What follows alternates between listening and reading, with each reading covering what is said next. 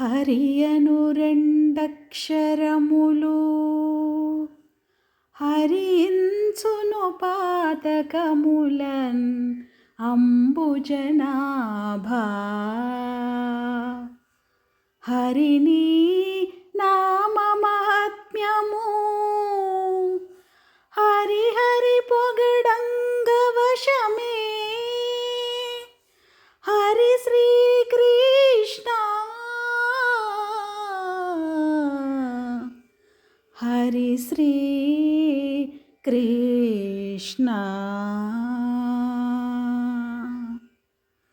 ఓ శ్రీకృష్ణ, హరి అనే రెండు అక్షరాలను కలిపి పలికినంత మాత్రాననే అంతవరకు చేసిన పాపాలనన్నింటినీ హరిస్తావు.